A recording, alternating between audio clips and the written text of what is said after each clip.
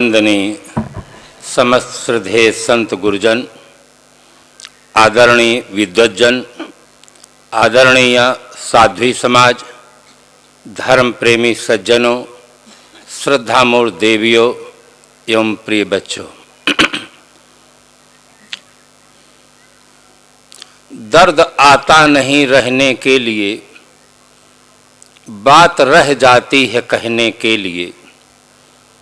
प्यार और पीर दो किनारे हैं, जिंदगी धार है बहने के लिए। वीतराग स्वरूपनिष्ठ परम श्रद्धेय श्री साहिब जी का जीवन से प्रभावित होकर के हम आप सब श्रद्धेय श्री साहिब जी के श्रद्धांजलि में उपस्थित हैं। आदरणीय विद्वज्जन, संत गुरुजन सभी अपने हृदय के पवित्र उद्गार व्यक्त किए। साहिब जी का जीवन केवल कबीर पंथ के लिए नहीं, संपूर्ण मानव जगत के लिए समर्पित था और वे संत जगत के एक अनमोल रत्न थे।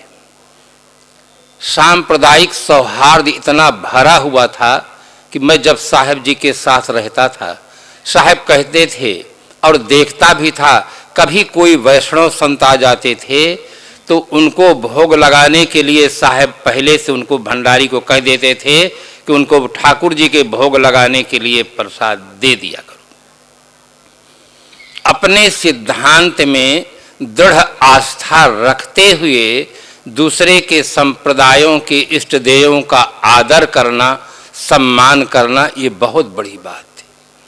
मानवता की साकार मूर्ति थे साहिब जी। किसी भी परंपरा के, हरिद्वार में मैं रहकर देखा, सन्यासी विद्वानों के बीच में सबका आदर करना, सम्मान करना, उनके विचारों को सुनना, शांत चित्त रहना, परिस्थितियां विपरीत होने पर भी ऐसा लगता था कि साहिब जी के संबंध में जैसे कहा गया, विष्णु जी के से भुजग शयनम शांताकारम, उस प्रकार की स्थिति में रहते थे। सत्य के प्रति अनन्य निष्ठा होने के कारण ही बीजक व्याख्या में, कबीर दर्शन में उन्होंने जो कुछ कहा, सत्य के विपरीत जहां जो कुछ देखा, दो टूक की भाषा में साफ शब्दों में निर्णय किया है। यह उनका अप्रतिम साहस था। सत्य के प्रति अनन्य निष्ठा थी। अंधविश्वास और दुराचरण ये जीवन के लिए अभिशाप है। इसका खुल करके साहिब ने निराकरण किया और शाश्वत सत्य और सदाचरण का प्रतिपादन किया। आज इसकी बहुत बड़ी आवश्यकता है। विश्व में अरबों नर नारी हैं। आदमी के रंग में, रूप में, लिंग में, भाषा में, संप्रदाय में, उपासना पद्धति में, वेशभूषा में बहुत बड़ा अंतर दिखाई देता है। जहां तक हमारी दृष्टि बाहर की ओर जाती है, अंतर ही अंतर हमें दिखाई देता है, किंतु मानव के आंतरिक जगत में एकता पाई जाती है। इसका सबसे सबल प्रमाण है, विश्व के किसी भी नर नारी से पूछा जाए कि आप अपने जीवन में सुख शांति चाहते हैं या दुख और अशांति, चाहे वो मंदिर वाले हों, चाहे वो मस्जिद वाले हों, चाहे वे गिरजाघर वाले हों, चाहे वे गुरुद्वारा वाले हों, चाहे वे किसी देश के नागरिक हों, चाहे वे किसी संप्रदाय के मानने वाले हों, चाहे जो भाषा बोलने वाले हों, सबके हृदय की मांग एक है, सुख और शांति। सैकड़ों आशिक हैं, दिलाराम सबका एक है, मजहबो मिल्लत जुदा जुदा हैं, काम सबका एक। श्रद्धेय श्री साहिब जी अपनी लेखनी के द्वारा, वाणी के द्वारा और अपने जीवन के द्वारा सांप्रदायिक सद्भाव का उन्होंने उदाहरण प्रस्तुत किया है। अच्छे अच्छे विद्वान जो बीजक की व्याख्या पढ़े, श्री पंडित साहब रामेश्वरानंद जी 4 विषय के आचार्य थे। जब पढ़े और मैं मिला तो मुस्कुराते हुए उन्होंने कहा कि कि आज तक मैंने जितनी टीकाएं पढ़ी हैं, सबसे अच्छी टीका, समन्वय की टीका श्रद्धेय श्री साहिब जी की है। उन्होंने सांप्रदायिक जगत के जो मान्यताएं हैं, उन मान्यताओं का तो निराकरण किया, किंतु ऐसे शिष्ट शब्दों का प्रयोग किया है जिससे बुद्धिमान व्यक्ति भी सोचने के लिए विवश हो। आज इसकी बहुत बड़ी आवश्यकता है। सबसे बड़ा प्रदूषण आज विचारों का प्रदूषण है। विचारों का प्रदूषण इतना बढ़ गया है कि एक संप्रदाय का व्यक्ति दूसरे संप्रदाय के ग्रंथों को पढ़ना नहीं चाहता, उनकी बातों को सुनना नहीं चाहता है। आज मानव मस्तिष्क में विचारों का प्रदूषण इतना ज्यादा बढ़ गया है कि आज आदमी न खाने योग्य चीजों को खा रहा है, न पीने योग्य चीजों को पी रहा है, न करने योग्य कर्मों को कर रहा है। सांप्रदायिक जगत में इतना विषाक्त वातावरण बन गया है कि एक दूसरे की पूजा आराधना को भी लोग सहन करने के लिए तैयार नहीं है, अपने से भिन्न विचारधारा को सुनने के लिए तैयार नहीं है। किंतु श्रद्धेय श्री साहिब जी की लेखनी इतनी शिष्ट चली कि जिसको पढ़ करके मंदिर वाले, मस्जिद वाले भी एक बार सोचते हैं।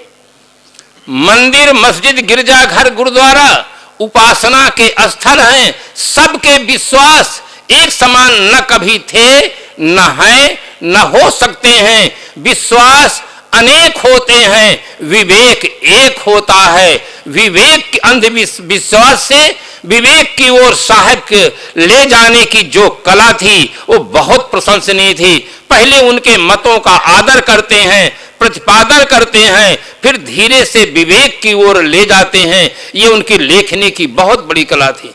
भाषा में जो सरलता है, बोधगम्य है, स्पष्टता है, वो भी बहुत ही प्रशंसनीय है। किस प्रकार से ऐसे शब्दों का प्रयोग होता है जिससे दूसरे लोग पढ़ करके भी सोचने के लिए विवश होते हैं। तो इस प्रकार से संप्रदाय जगत में बहुत बड़ा काम साहिब जी ने किया है। अनेक संप्रदाय के ग्रंथों का, मनीषियों का आदर करते हुए, वहां से सार लेते हुए रामायण रहस्य के साहिब जी की बहुत बड़ी देन है रामायण के संबंध में। और इस प्रकार से अभी चलते चलते महाभारत मीमांसा साहिब जी दे गए, और कबीर दर्शन तो साहिब जी का चिंतन पूर्ण ग्रंथ है। इस प्रकार से अपनी कृतियों के द्वारा साहिब जी का नाम सदैव अमर रहेगा। और हमारे समाज के अब बहुत बड़ी देन ये भी है जो हमारे पास संत गुरुजन हैं। आश्रम में जो संत हैं, ब्रह्मचारी हैं, साधक हैं, ये उनकी बहुत बड़ी देन है। खड़सिया के साहिब जी आए थे, हुजूर श्री उदित राम साहिब जी जब चलने लगे, मैं खड़ा था पास में। श्रद्धेय श्री साहिब जी हाथ जोड़ करके खड़े हुए। उन्होंने बहुत ज्यादा श्रद्धा भाव से कहा कि मेरा जीवन तो ईंटा, चूना, सीमेंट, मकान बनाने में बीता, और आपका जीवन आदमी को आदमी बनाने में बीता। सब संतों को देखकर इतने खुश हुए, संतों के व्यवहार से, श्रद्धेय श्री साहिब जी के व्यवहार से इतने प्रसन्न होकर के, गदगद होकर के कहे कि आपका जीवन बहुत सार्थक है। हमारे बीच में साहिब जी की एक बहुत बड़ी देन है कि इस प्रकार से अच्छे लेखक हैं, प्रवक्ता हैं, संत गुण संपन्न, रहनी संपन्न हैं। और एक बहुत बड़ी देन ये ब्रह्मचारिणी समाज की है। नारी जगत के लिए मुझसे एक बार आर्य समाज ने प्रश्न किया कि जिस दृष्टि को लेकर के सदगुरु कबीर साहब ने हिंदू मुस्लिम एकता की बात की, उस दृष्टि से नर नारी की एकता की बात नहीं की। मैंने कहा आप ठीक से बीजक का अध्ययन नहीं किए हैं। संत सम्राट सदगुरु कबीर साहब हिंदू मुस्लिम की एकता की बात नहीं किए हैं, मानव एकता की बात किए हैं। पूरे विश्व में मानव एक समान पैदा होता है, न कोई चोटी रखा करके आता है, न कोई सुन्नत करा करके आता है। आदमी आदमी के रूप में जन्म लेता है। पूरे विश्व में एक समान मनुष्य की उत्पत्ति होती है। सदगुरु कबीर साहब मानव एकता, मानव समानता, मानव श्रेष्ठता के उस घोषक थे। उन्होंने कहा कि मानुष तेरा गुण बड़ा। मंदिर, मस्जिद, गिरजाघर, गुरुद्वारा, ये जो उपासना के स्थल दिखाई देते हैं, अगर संसार में आदमी नहीं होता तो ये एक भी मंदिर, मस्जिद, गिरजाघर, गुरुद्वारा नहीं होते। इन सब का बनाने वाला आदमी है। अगर आदमी नहीं होता तो दुनिया में एक संप्रदाय भी नहीं होता। सभी संप्रदायों का जन्म किसी महापुरुष के द्वारा होता है, सभी ग्रंथों की रचना किसी महापुरुष के द्वारा होती है। मानवता के विकास में परम श्रद्धेय श्री साहब जी का बहुत बड़ा हाथ है, जिन्होंने आदमी को आदमी कह करके समझ करके अपने जीवन में प्रयोग किया। उन्होंने केवल कहा नहीं, केवल लिखा नहीं, अपने जीवन में प्रयोग करके दिखाए कि मानव केवल मानव है और मानव अछूत नहीं हो सकता है। मानव तो धरती का सिरमौर प्राणी है। मनुष्य एक ऐसा प्राणी है जो पत्थर को छू लेता है तो हनुमान जी बन जाता है, नदियों को छू लेता है वो तीर्थ स्थान बन जाता है। मनुष्य सबसे महान प्राणी है। इसका व्यवहारिक स्वरूप आदर्श के रूप में हमारा इलाहाबाद आश्रम है, जहां संत समाज सब रहते हैं। यहां किसी से किसी प्रकार का कोई दुर्व्यवहार नहीं होता है। आदमी को आदमी समझ करके एक आदर्श व्यवहार किया जाता है। संप्रदाय जगत के व्यक्तियों के साथ सुंदर व्यवहार किया जाता है। आज इसकी बहुत बड़ी जरूरत है। संत सम्राट सदगुरु कबीर साहब ने इसी दृष्टिकोण को लेकर के कहा कि पोथी पढ़ पढ़ जगमुआ, पंडित भया न कोय, ढाई आखर प्रेम का पढ़े सो पंडित हो।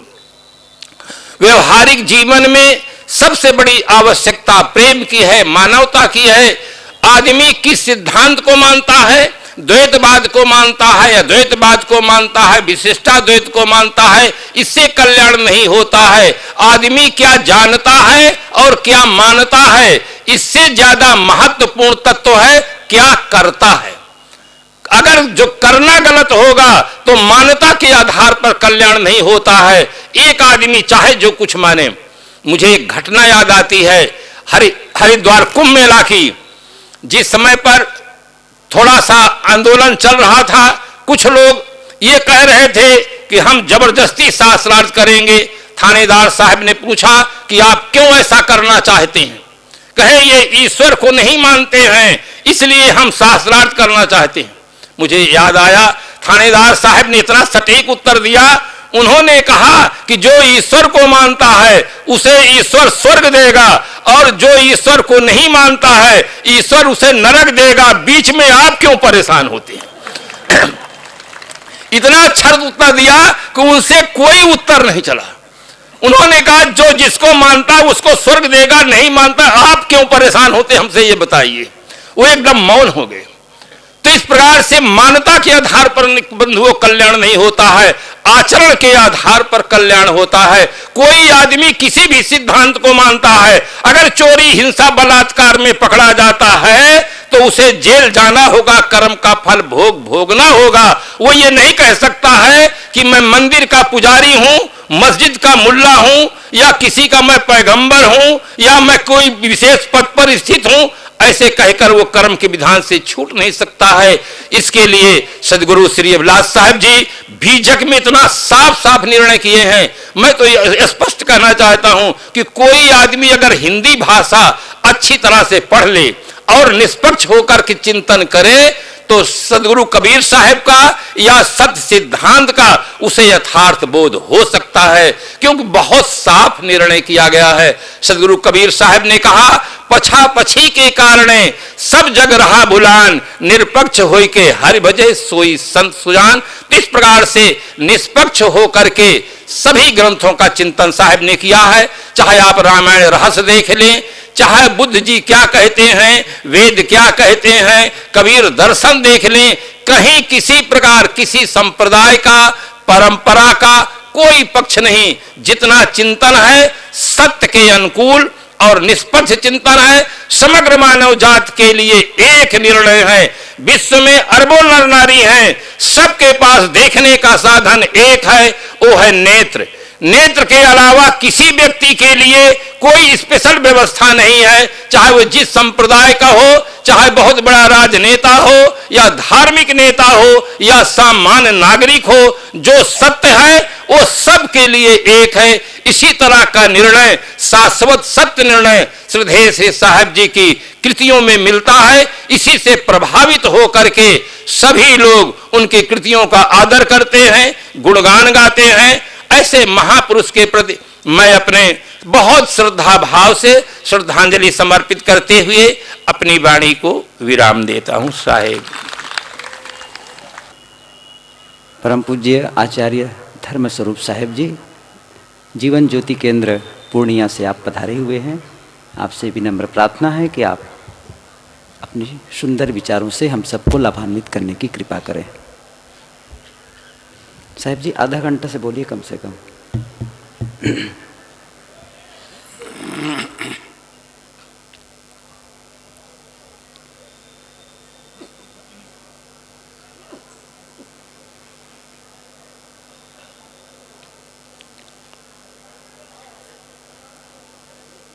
दिव्य एवं परम पूर्ण पुरुष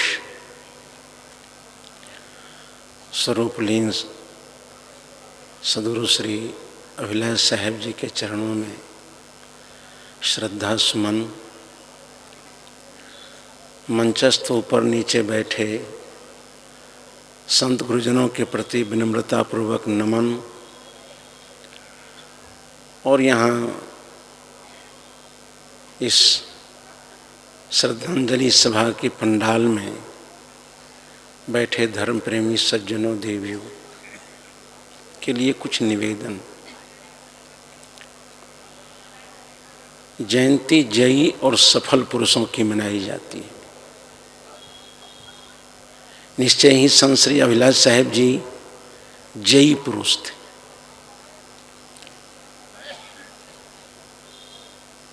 जिन्होंने अपने संपूर्ण मानसिक, वाचिक, कायिक दोषों को मिटाने में सफल हुए।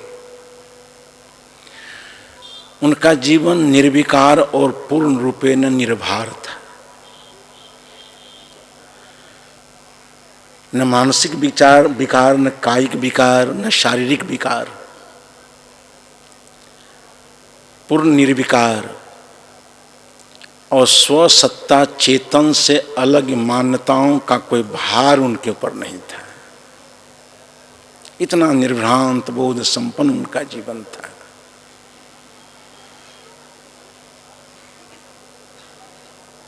निर्विकार और निर्भार,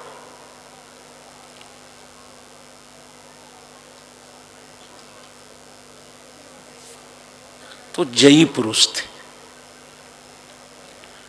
और जीवन में सफल थे। तो जयी और सफल व्यक्ति की ही हम जयंती भी मनाते हैं और निर्वाण दिवस भी मनाते हैं। तो इतना ही कर्तव्य हम लोगों का है क्या?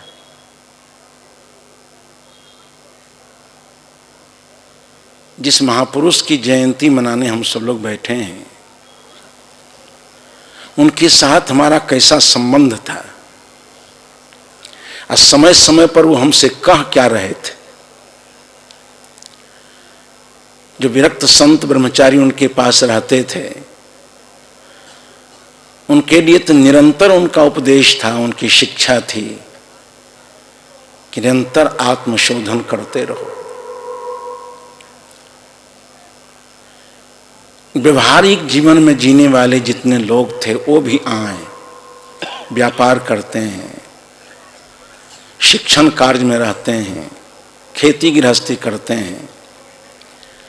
उससे साहब कहा करते थे कि अपना काम किया करो,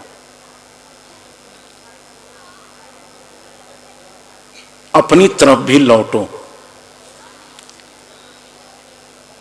ये जो साहब का संदेश हम लोगों के प्रति था,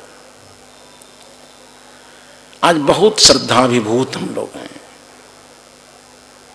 इसलिए उनकी स्थिति बहुत प्यारी, बहुत लुभावनी और बहुत शांतिदायिनी मालूम पड़ती है। अगर उनकी स्थिति प्यारी है, उनकी स्थिति लुभावनी है, उनकी स्थिति शांतिदायिनी है, ऐसे दिव्य पुरुष को देख करके, सुन करके तद्विद तदेव भवति की भावना हमारे अंदर नहीं जाएगी। वैसे ही प्यारी स्थिति हम लोगों की हो, वैसे ही लुभावनी स्थिति हमारी हो, और वैसी ही शांति दायिनी हमारी स्थिति हो। अगर इस दिशा में सही ढंग से हम प्रेरित होते हैं और अपने जीवन को ही जयी और हम सफल बनाते हैं, तो हमको लगता है ये सच्ची श्रद्धांजलि उनके प्रति हो। आज बहुत से लोगों की जयंती मनाई जाती है, महापुरुषों की समाधि भी बनाई जाती है। जिन महापुरुषों की समाधि बनाई जाती है, हमको लगता है कि उस व्यक्ति के शरीर को, उसके आदर्श को दफना करके उसी के कब्र पर खड़े होकर लोग बोलते रहते हैं। शरीर को दफना दें। इस शरीर से जो अच्छे आचरण किए गए हैं, अच्छे सिद्धांत बताए गए हैं, कल्याणकारी बातें बताई गई हैं, उसको दफनाने की चेष्टा नहीं करें, उसको आत्मसात करने की कोशिश करें।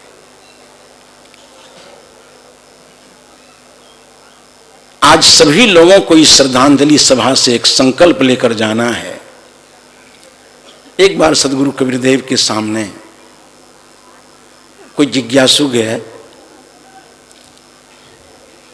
और उन्हें ये स्थिति को देख करके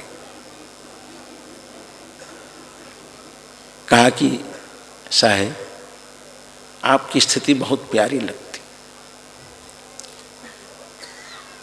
इस स्थिति में हम नहीं हो सकते हैं क्या? सदगुरु कबीरदेव ने कहा कि हमारी स्थिति साधना जन्य है। निरंतर साधना करते करते शरीर प्राणी पदार्थों की आसक्ति रहित होकर जीवन जीने में, और जहां तक बन पड़ा जीवन भर मन वचन कर्म से परोपकार करते करते, निष्काम भाव से कर्म करते करते इस स्थिति तक हम आए हैं। तो जो तू चाहो मुझ को छाड़ सकल की आस।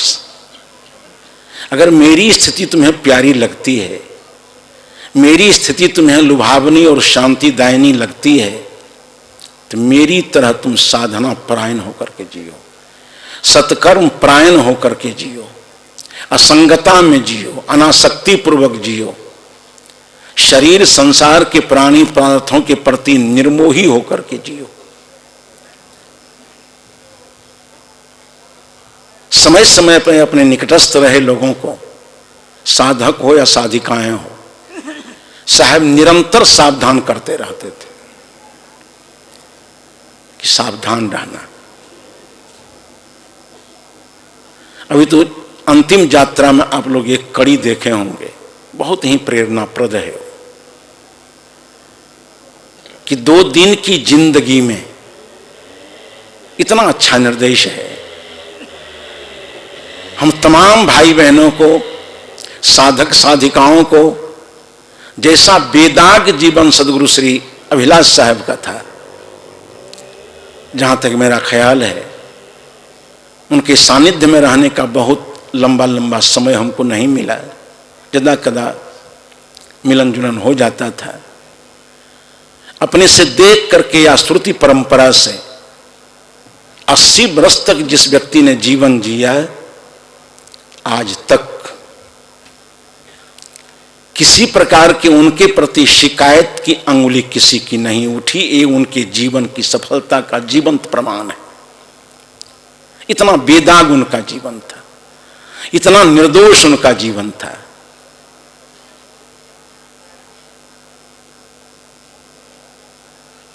हर उनके निकट रहने वाले लोगों को कहते थे कि अपना काम करो।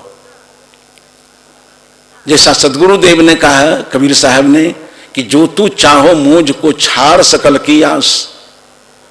एक तो सबसे पहले प्रावलंबन छोड़ दो, हमने प्रावलंबन नहीं किया।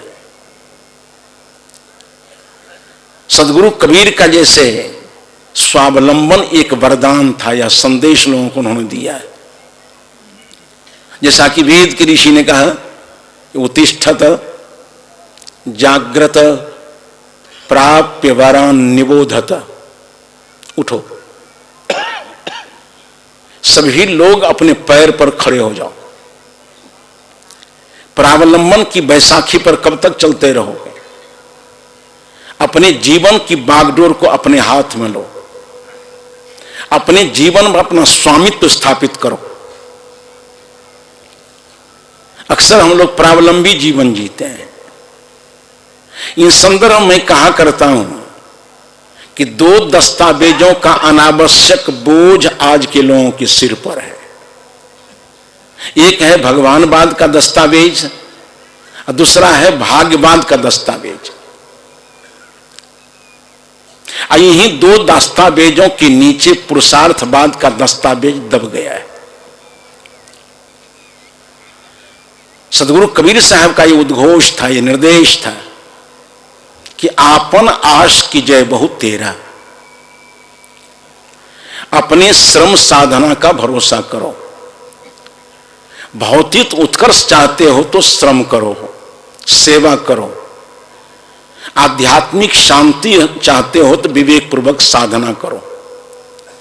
तुम्हारे श्रम बिना भौतिक जीवन जीने की सुविधा का साधन उपलब्ध नहीं होगा, और तुम्हारी साधना बिना कथन भी तुम्हारे जीवन में अविचल शांति नहीं आ सकती है। आपन आश कीजिए बहु तेरा, सारे लोग अपने श्रम साधना का भरोसा करें, अपने श्रम से अपनी साधना से अपने को ऊपर उठाने का प्रयास करें। वेद के ऋषि कहते हैं उत्तिष्ठत, उठ जाओ। एक आदमी बैठा था, परावलंबी होकर बैठा हुआ था, अपने पैर में बल नहीं है, मान्यताओं की बैसाखी पर चलता है। आज ही बहुत से लोगों को पूछो, इन मान्यताओं से ग्रसित जिनका दिमाग है, सत्संग में जा रहे हो, पूछो कि सत्संग में चलोगे ना? उत्तर क्या देगा वो? जाने का मन तो था, ऊपर वाले की मर्जी हो। ऐसा मुर्दाबाद या सिद्धांत है कि ऊपर वाले की मर्जी कहते कहते लगता है कि आधी जान निकल गई उसकी। पूछो बगल में दूसरे आदमी से, सत्संग में चलोगे ना? तो पूर्ण मुर्दाबाद का उत्तर देता है, जाने का मन तो था, भाग में लिखा होगा, तब लगता है राम नाम सत हो गया। इसलिए सदगुरु कबीर साहब के विचारों में जीवंतता है कि भाग्यवाद और भगवानवाद का दस्तावेज हटा करके हर भाई और बहन, साधक और साधिकाएं अपने जीवन में पुरुषार्थवाद का दस्तावेज स्थापित करें। और सच्ची बात कोई भी कहेगा, महाराज कृष्ण ने कहा, उद्धरेत आत्मनात्मान मनात्मान अवसादेत, आत्मैव ह्यात्मनो बंधुर और आत्मैव पुरात्मना। ऊपर नीचे वाले पर गोस्वामी तुलसीदास जी की आस्था बहुत है। 3 काल में 3 प्रकार की मानसिकताओं को लेकर उसने कुछ बातें लिखी। मुझे लगता है कि सुबह सुबह गोस्वामी तुलसीदास जी जगे होंगे, महाकवि तो थे ही। चेतना पर कुछ नींद की मादकता होगी और उसी समय उन्होंने लेखनी उठाई और लिख दिया कि होई हैं सोई जो, बस सबको हाथ पर हाथ देकर बैठे रहो। होई हैं सोई जो राम रुचि राखा। अजाऊ पैखाना पेशाब दांत मुंह धो करके जब कुछ फ्रेश हुए, कुछ मानसिकता में ताजगी आई, तब कहते हैं कि कर्म प्रधान विश्व करी राखा। अब सत्य कौन होगा? होई हो जो सोई जो राम रुचि राखा। इसमें प्रावलंबन की ध्वनि आती है, प्रावलंबन की गंध आ रही है। कर्म प्रधान विश्व करी राखा, इसमें धीरे धीरे पुरुषार्थवाद जीवंत होने लगता है। और जब 10 बजते बजते मार्गो साबुन लगाए, सिर में कुछ तेल लगाए, पूरा दिमाग फ्रेश हो गया, तब तो कबीर साहब का विचार पैंचा लेकर लिखते हैं कि काहू न को सुख दुख कर दाता, निज कृत कर्म भोग सुन भराता। ये सच्चाई है। उद्धरेत आत्मनात्मान, करब हिया बल आपनो छार बिरानी आस, आपन आस कीजे बहु तेरा, काहू न मरम पवल हरि केरा। वेद के ऋषि कहते हैं उत्तिष्ठत, उठो। का उठे होते हैं हम लोग, इनका परावलंबन की बैसाखी पर खड़े हो।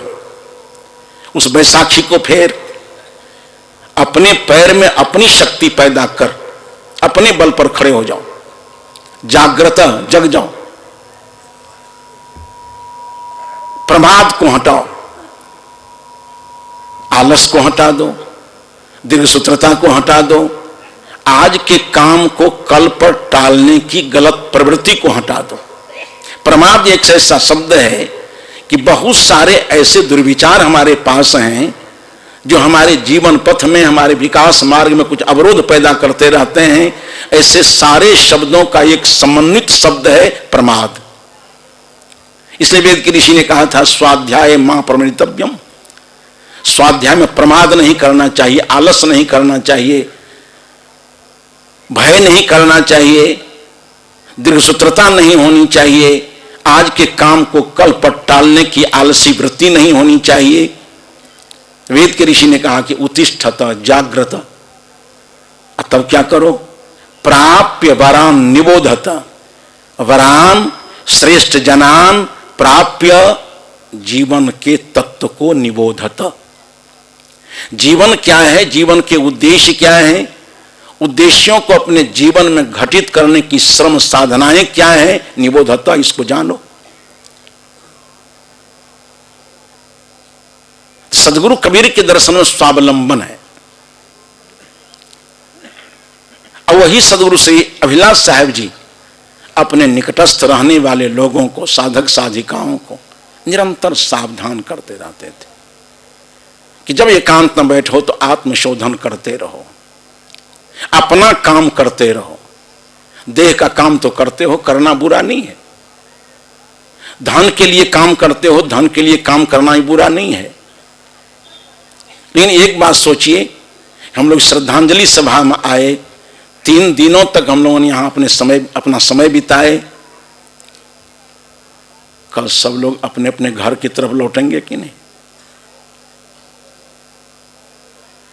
उसी तरह से तन का काम करो, धन का काम करो, परिवार का काम करो, देश का काम करो, इन अपना काम करने की तरफ भी लौटो।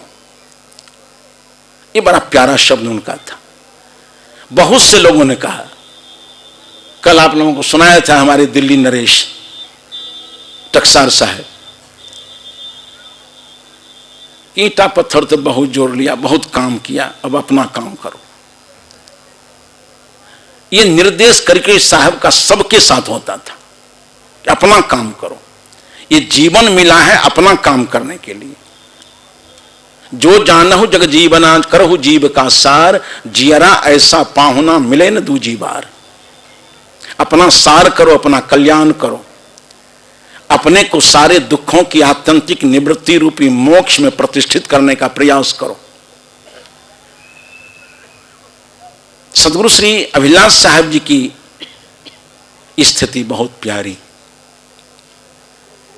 तभी उनको सुनने, उनके संबंध में कुछ जानने, उनके प्रति श्रद्धा सुमन समर्पित करने, न मालूम देश के भिन्न भिन्न प्रांतों से भाई बहनें सब इकट्ठे यहां हो गए हैं। लेकिन उनकी स्थिति प्यारी लगती है, उनकी स्थिति लुभावनी लगती है, उनकी स्थिति शांति दायनी लगती है। तो ये संकल्प लेना चाहिए कि हम लोग अपनी स्थिति वैसी बना सकते हैं कि नहीं। जो काम बुद्ध ने किया, कबीर ने किया, महावीर ने कहा, दुनिया के जावत महापुरुषों ने किया, जो काम सीता ने किया, जो काम मैत्रेयी ने किया, जो काम और तमाम आध्यात्मिक क्षेत्र की महिलाओं ने किया, ये माताओं को सोचना चाहिए वो काम हम कर सकते हैं कि नहीं। अगर वो शांति के तट पर बैठे हैं तो हम भी साधना करके, वैराग करके, दुराचरण से मुक्त जीवन जी करके, दुर्व्यसन रहित जीवन जी करके, अनासक्ति पूर्वक जीवन जी करके उस शांति के तख्त पर हम प्रतिष्ठित हो सकते हैं कि नहीं। नर हो या नारी, प्रकृति ने किसी के साथ कोई कंजूसी नहीं की। नर भी शांति लाभ कर सकता है, नर भी सम्मान लाभ कर सकता है, नर भी समृद्धि लाभ कर सकता है, नर भी स्वास्थ्य लाभ कर सकता है। उसी तरह से माताएं भी स्वास्थ्य लाभ कर सकती हैं, स्वस्थ जीवन जी सकती हैं, माताएं भी समृद्ध जीवन जी सकती हैं, माताएं भी सम्मानित जीवन जी सकती हैं और अंततोगत्वा वो भी अविचल शांति में अपने जीवन को प्रतिष्ठित कर सकती हैं। प्रकृति ने दोनों के साथ ही हक दिया है। इसलिए अब दृष्टि हम लोगों को बदलनी चाहिए, बदलें अपनी दृष्टि को। अब उस तरफ चलना चाहिए कि जयी और सफल व्यक्तित्व स्वरूपलीन सदगुरु श्री अभिलाष साहब जी ने हमें कहा क्या, अपना काम करो।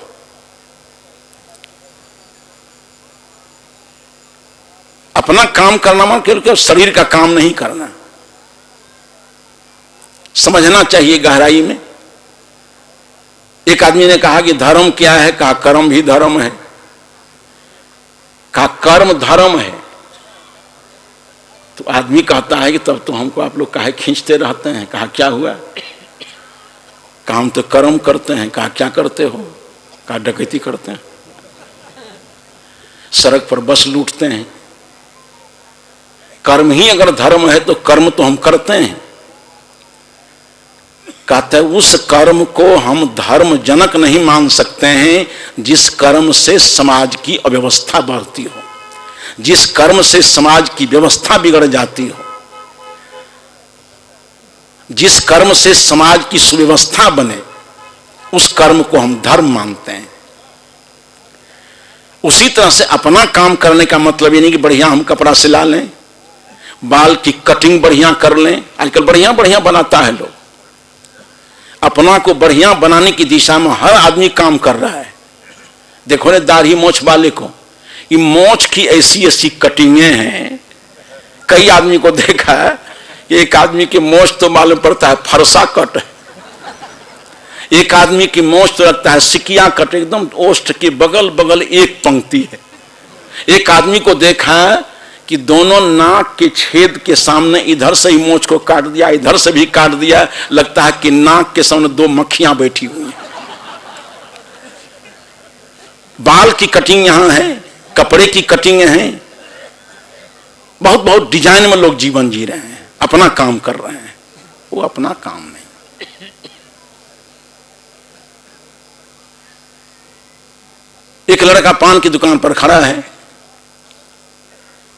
बाल ठीक कर रहा है, कुर्ता करके सब बहुत हिफाजत करता है लड़का सब। राह चलते चला जाएगा, पान के वहां लंबा शीशा होता है, देखता है कि बाल गड़बड़ तो नहीं हो गया है, उसको ऐसे सही है, कपड़े को इधर खींचेगा इधर सरेगा, बराबर ठीक है कि नहीं। सदगुरु कबीर ने कहा कि तुम्हारा बाल खाल बढ़िया है, इससे मुझे कोई ईर्ष्या नहीं, ये इतना ही भर तुम्हारा जीवन नहीं है। सदगुरु श्री अभिलाष साहब जी ने कहा, उसी बात को कबीर देव कहते हैं, कहें कि तुम शरीर को सजाओ, बढ़िया कपड़ा पहनो, बढ़िया मकान में रहो, बढ़िया भोजन लो, हमको इससे कोई चीड़ नहीं है, कोई ईर्ष्या नहीं है। उसमें हम कुछ पॉइंट्स जोड़ देना चाहते हैं कि तुम बढ़िया भोजन लो, बढ़िया कपड़ा पहनो, बढ़िया मकान में रहो, बढ़िया पत्नी हो, बढ़िया पति हो, बढ़िया संततियां हो, बढ़िया गाड़ी घोड़ा हो, लेकिन धीरे धीरे तुम्हारा विचार भी बढ़िया हो, तुम्हारे आचरण भी बढ़िया हो। इस शरीर बढ़िया हो सकता है और भौतिक सारी चीजें बढ़िया हो सकती है, किंतु ये परम बढ़िया जो आत्म तत्व है, जिधर निर्देश सदगुरु श्री अभिलाष साहब करते हैं कि अपना काम करो, शरीर बढ़िया, धन बढ़िया, मकान बढ़िया, कपड़े बढ़िया, किंतु आत्मा परम बढ़िया, उस परम बढ़िया की तरफ लौटो। इन तमाम चीजों में जो बढ़िया है, उन चीजों में विश्राम होता है। जो परम बढ़िया है उसके अनुभव में परम विश्राम होता है। इन चीजों में आनंद होता है, बढ़िया चीजों में आनंद मिलता है, और परम बढ़िया के अनुभव में परमानंद मिलता है, वहां परम विश्राम होता है। तो परमानंद, परम विश्राम, परम शांति की ओर बढ़ने के ख्याल से सदगुरु श्री अभिलाष साहब साधक साधिकाओं से कहते हैं कि अपना काम करो, अपनी स्थिति बनाओ। आज इस श्रद्धांजलि सभा में बहुत श्रद्धाभिभूत हम लोग हैं। जब कोई गंभीर प्रसंग आता है, सुबह में कुछ बातें कही जाने लगी जिनके जीवन को इतनी ऊंचाई तक ले जाने का मार्ग प्रशस्त किया सदगुरु श्री राम अभिलाष साहेब जी ने। कई बहनों को मैंने देखा करवस्त्र से वो आंख पोंछ रही है। उनका उपकार भुलाए भूलता नहीं। अगर सदगुरु श्री अभिलाष साहब नहीं होते, हम कहां होते। सारे लोग श्रद्धाभिभूत होकर के यहां आए।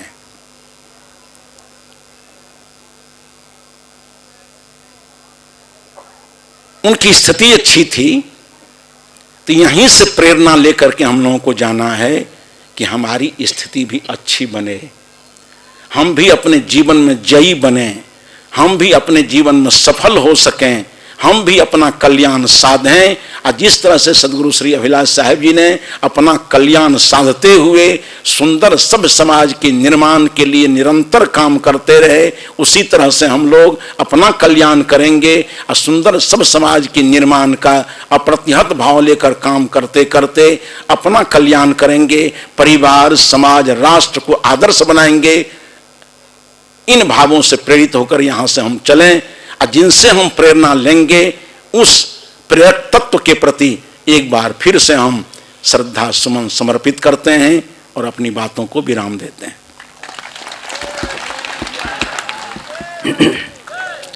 बोलिए सदगुरु देव की जय। धर्मस्वरूप साहब जी के बहुत गहन गंभीर विचार अभी हम सब श्रवण कर रहे थे और अब हम सब के बीच पूज्य साहेब जी विराजमान हैं।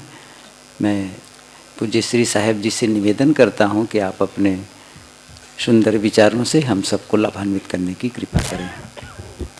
परम वंदनीय मुद मंगलमय संत समाज,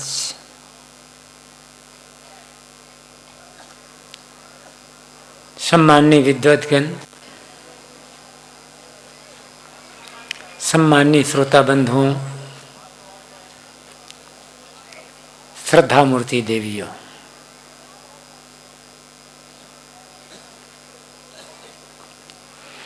कबीर पारक संस्थान का ये 35वां वार्षिक सत्संग समारोह विगत 34 वार्षिक सत्संग समारोह का आयोजन होता था पूज्यवर गुरुदेव जी के संरक्षण और सानिध्य में। यह पहला कार्यक्रम है जब प्रत्यक्ष रूप में हमें गुरुदेव जी का संरक्षण और सानिध्य प्राप्त नहीं हो रहा है, लेकिन जो कुछ भी हो रहा है उन्हीं की कृपा का परिणाम है, उन्हीं की देन है। अभी पूज्य श्री साहेब जी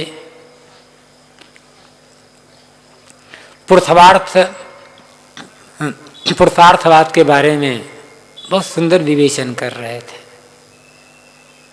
गुरुदेव जी का जीवन पुरुषार्थ का जीता जागता प्रमाण।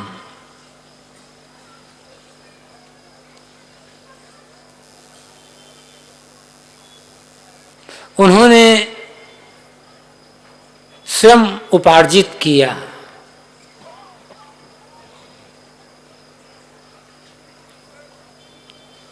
आज उनकी 122 पुस्तकें प्रकाशित हैं। कुछ पुस्तकें अप्रकाशित हैं। गुरुदेव जी के लिखे ग्रंथों को देखकर, पढ़कर कितने लोग प्रायः प्रश्न किया करते थे, उनके उपदेश को, उनके प्रवचन को सुनकर प्रश्न किया करते थे कि साहब जी कितना पढ़े लिखे हैं, किस यूनिवर्सिटी में, किस विद्यालय से डिग्री प्राप्त किए हैं। लोगों को जब बताया जाता था तो विश्वास नहीं करते थे।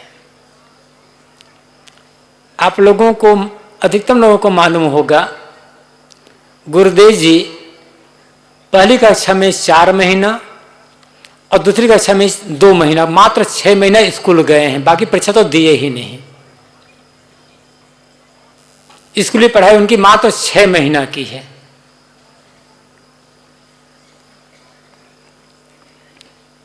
स्वतंत्रता आंदोलन चल रहा था।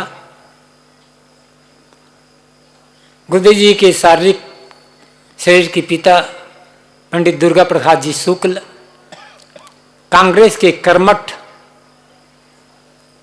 कार्यकर्ता और नेता थे।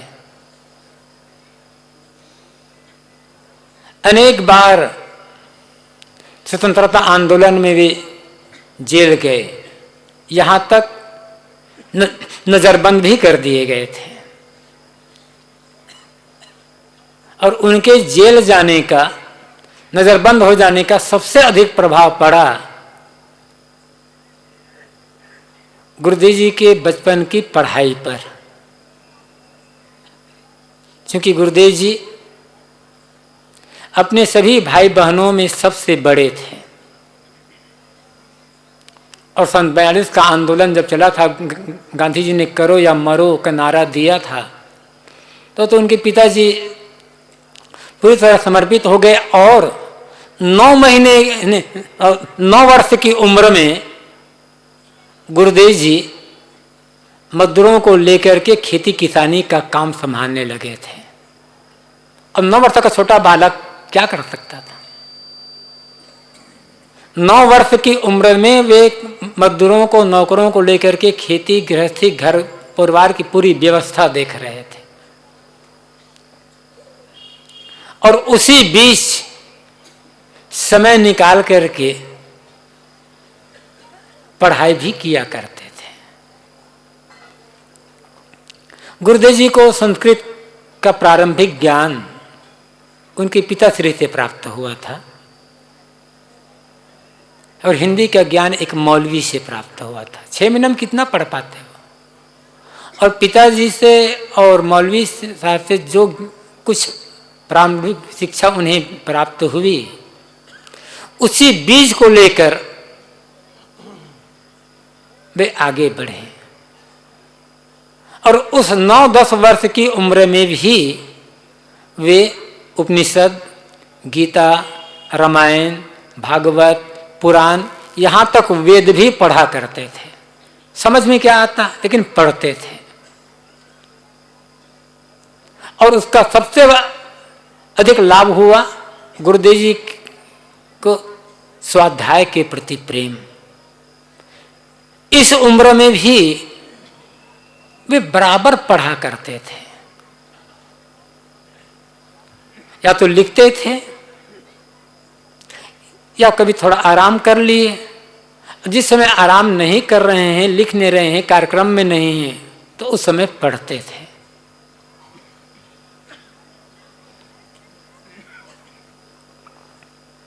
उनका जीवन पुरुषार्थ का जीता जागता स्वरूप, और केवल इसी क्षेत्र में नहीं, हर क्षेत्र में।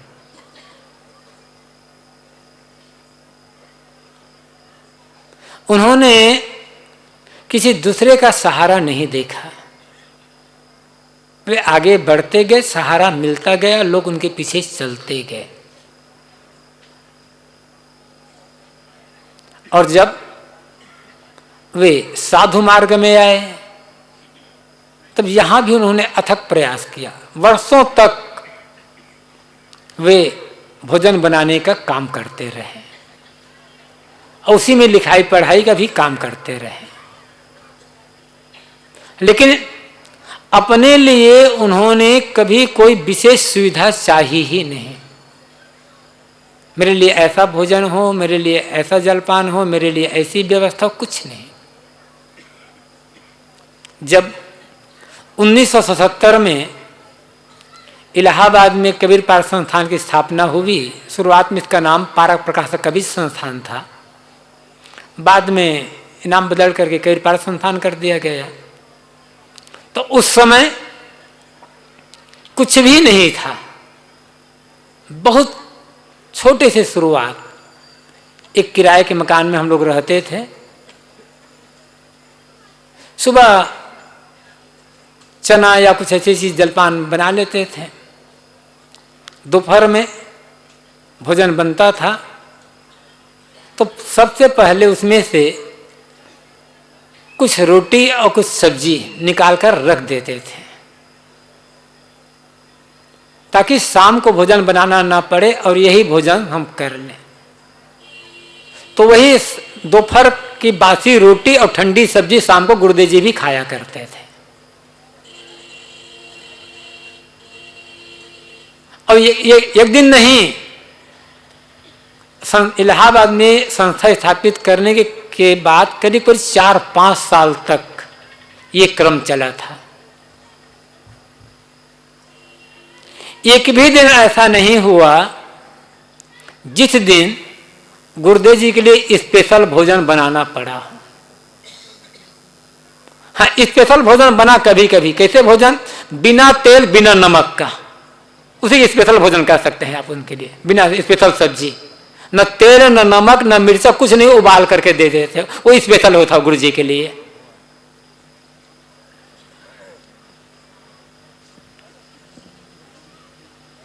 और गुरुदेव जी के जीवन में इतना समय का प्रबंधन, इतना समय का सदुपयोग कि क्या कहना।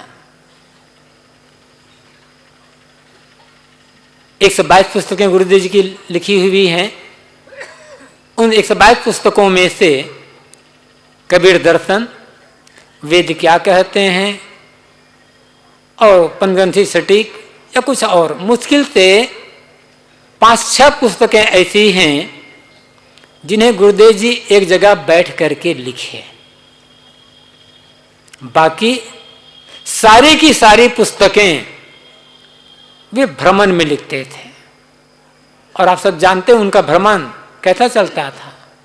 वर्ष में 8-9 कभी कभी 10 महीने तक, और वो भी कभी 2 दिन पश्चात, हर दूसरे तीसरे दिन में निवास बदलता था। 2 दिन या तीसरे दिन पश्चात कभी 50 किलोमीटर, कभी 100 किलोमीटर, कभी 250-300 किलोमीटर, और कभी कभी 1000-1500 किलोमीटर की यात्रा। यात्रा करने के बाद भक्तों से मिलना जुलना, सुबह शाम 1-1 घंटे का प्रवचन। अब गुरु जी के दूसरे तीसरे दिन तो निवास बदलता था, गांव बदल जाता था, एरिया बदल जाता था। 1-1 घंटे का प्रवचन, और जहां जाए वहां भक्तों की भीड़, उनसे मिलना जुलना, और उसी में से समय निकालकर ग्रंथों का लेखन। महाभारत मीमांसा जो पूरे 1000 पृष्ठ की है पुस्तक, गुरुदेव जी एक जगह बैठकर नहीं लिखे हैं। गुजरात, राजस्थान, बिहार, छत्तीसगढ़, मध्य प्रदेश, महाराष्ट्र, इलाहाबाद, सब घूमते घूमते लिखा है उन्होंने इसको। बीजक व्याख्या जो 2000 पृष्ठों की है, गुरुदेव जी ने घूमते घूमते ही लिखा है। अद्भुत। और उनकी स्मरण शक्ति भी ऐसी अद्भुत। गुरु जी चाहे कितने गंभीर विषय पर लिख रहे हों, साथ में रहने वाले सेवक कहते गुरु जी इतने लोग मिलने के लिए आए हैं, दर्शन के लिए आए हैं, गुरु जी छोड़ देते थे और भक्तों से मिलते थे। अब भक्तों से मिले तो क्या पूछे, घर गृहस्थी की बात, बाल बच्चे कैसे हैं, खेती गृहस्थी कैसे हैं, सामान्य बात पूछते थे। फिर उसी में कुछ ज्ञान की चर्चा कर लेते थे। आधा घंटा, पौन घंटा भक्तों से मिलते जुलते रहे, यहाँ वहाँ बात करते रहे। भक्त लोग चले गए, गुरुजी अकेले हुए और बिना 1 मिनट रुके जहां से उनकी लेखनी बंद थी वहीं से आगे बढ़ जाती थी। सोचना नहीं पड़ता था कि मैं क्या लिख रहा था, मुझे क्या करना था। ऐसा लगता था कि एक कमरा खुला था, उसको बंद कर दिया गया, दूसरे कमरे का दरवाजा खुल गया। चाहे जितना गंभीर विषय पर हो, जहां से और छोड़े देते थे वहीं से बिना 1 मिनट की देरी के लिखना शुरू कर देते थे। कैसा अद्भुत समन्वय रहा है उनके जीवन में। आज जब गुरु जी थे तब उस समझ में नहीं आता था, आज समझ में आता है। और जैसे कि पूज्य श्री साहब जी ने कहा कि बराबर वे कहते थे अपना काम करो, और बराबर वे हम लोगों को कल्याण मार्ग आगे बढ़ने की प्रेरणा देते थे। और कहा करते थे सावधानी ही साधना है। और ये केवल वे कहा नहीं करते थे, उनके जीवन की के प्रत्येक क्रियाकलाप में, बात व्यवहार में, खान पान में, सोने जागने में, लिखने पढ़ने में, हर जगह सावधानी ही सावधानी दिखाई पड़ती थी। सदगुरु कबीर की जो साखी है, फहम आगे फहम पाछे फहम दाहिने डेरी, फहम पर जो फहम करे सो फहम है मेरी। आगे सावधानी, पीछे सावधानी, दाएं सावधानी, बाएं सावधानी, सावधानी पर सावधानी। और इसको हम लोग प्रत्यक्ष रूप से गुरुदेव जी के जीवन में देखते थे। कितने वे सावधान, कितने जागृत।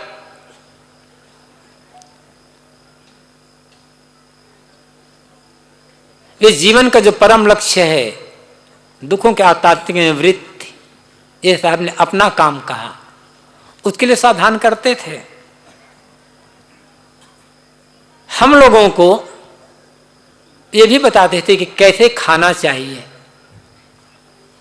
कैसे चलना चाहिए, कैसे बात करना चाहिए, कैसे बैठना चाहिए, कैसे कितना सोना चाहिए, और इतना ही नहीं कैसे ब्रश करना चाहिए, ये भी प्रयोग करके बताते थे। और कहते थे कि जब ब्रश करो तो उसमें कोई पाउडर या जो पेस्ट लगाए हो उसकी झाग मुंह से बाहर नहीं निकलना चाहिए। जीवन की एक छोटी छोटी सी क्रिया पर वे प्रयोग करके हम लोगों को सिखाते थे। जैसे मां नवजात शिशु को हर क्रिया सिखाना शुरू करती है, जैसे बच्चा बड़ा होता है छोटी से छोटी बात मां सिखाती है, ऐसे ही गुरुदेव जी हमें, हम लोगों को मां के समान एक एक बात सिखाते थे, एक एक क्रिया की सीख देते थे। और सब में कहते सब में सावधान रहो। सावधानी ही साधना है, उनके जीवन में तो था ही, लेकिन वे औरों को भी चाहते थे कि औरों के जीवन में भी ये बात उतरे। अक्सर वे कहा करते थे कि जो रेलवे यार्ड में लिखा रहता है, सावधानी हटी दुर्घटना घटी, सैकड़ों बार हम लोगों ने उनके मुख से ये वाक्य सुना होगा। वे कहते निरंतर सावधान रहो, और हर समय सोते जागते खाते पीते बात व्यवहार करते चलते चलते अपने मन को देखते रहो कि मन क्या सोच रहा है। कभी भी एक क्षण के लिए मन में कुचिंतन न आने पाए। सदगुरु कबीर की सहज साधना और सहज समाधि गुरुदेव जी के जीवन में दोनों पूर्ण रूप से साकार थे। और अपने साथ रहने वाले जो साधक, अन्य जो भक्त सज्जन जो मिलते थे, उन्हें भी कहते थे कि सहज साधना पर जोर दो। सहज समाधि तो कभी कभी की हो सकती है, अभ्यास काल में जब बैठे शांत होकर के और पूरा का पूरा मन शांत हो गया, निर्विचार मन, तो वह सहज समाधि दशा है। लेकिन ये दशा सब समय तो नहीं रहेगी। जीवन का व्यवहार, जीवन है, जीवन का व्यवहार है, व्यवहार करना पड़ेगा। तो व्यवहार करते करते जीवन के यावत क्रियाकलाप करते हुए सहज साधना, और सहज साधना क्या है? निरंतर अपने मन को देखते रहना कि मन में कैसे क्या विचार चल रहे हैं। कोई कुविचार, कोई दुर्विचार, कोई कुचिंतन मन में ना आने पाए। जो सब समय अपने मन को देखता रहता है बराबर, और मन में आने वाले कुसंस्कारों को, कुविचारों को, कुचिंतनों को हटाकर सुंदर विचारों में मन को लगाए रखता है, वो सब समय सहज साधना में लगा हुआ है। जीवन के दो क्षेत्र, एक व्यवहार और एक परमार्थ। व्यवहार की सुंदरता किसमें होगी और परमार्थ की सफलता किसमें होगी? यदि ये समझना होगा, जिसका व्यवहार बिगड़ा हुआ होगा उसका परमार्थ कभी सुंदर नहीं हो सकता। किसका मन कितना शांत है, किसका मन कितना निर्विकार है, किसका मन कितना निर्मल और साफ शुद्ध है, यह देखना चाहते हैं तो उसके व्यवहार को देखें। व्यवहार से पता चल जाता है। तो व्यवहार को बिगाड़ कर कभी परमार्थ की साधना, परमार्थ की कमाई हो ही नहीं सकती है। गुरुदेव जी ने बैराग संजीवनी में लिखा है, श्रद्धेय श्री ज्ञानता जी ने सुबह के सत्र में बैराग संजीवनी की चर्चा की थी।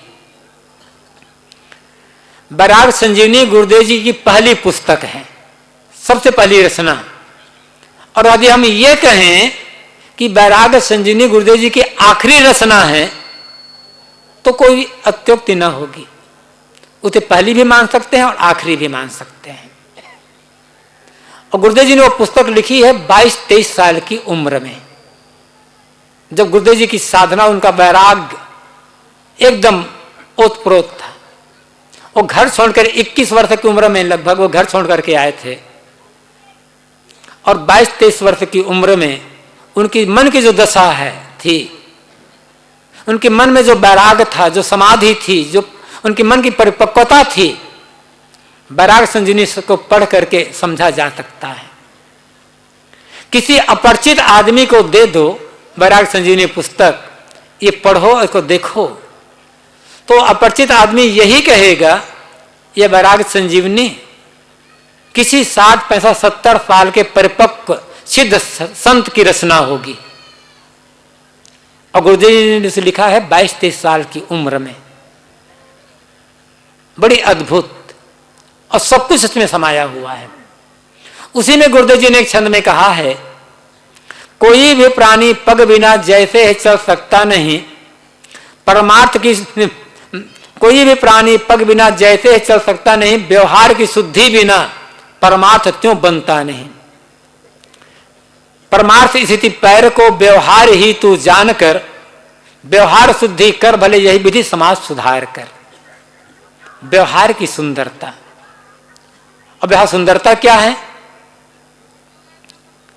हमारे कर्म ऐसे हों, हमारी वाणी ऐसे हो, हमारा रहन सहन ऐसे हो कि हमारे द्वारा किसी को किसी प्रकार की असुविधा न मिले, हमारे द्वारा किसी का किसी प्रकार से अहित न होने पाए, किंतु हमारे द्वारा लोगों को अधिक से अधिक सुविधा हो और उनका अधिक से अधिक हित हो, हम उन्हें अधिक अधिक सुख पहुंचा सकें। ये व्यवहार की शुद्धि है।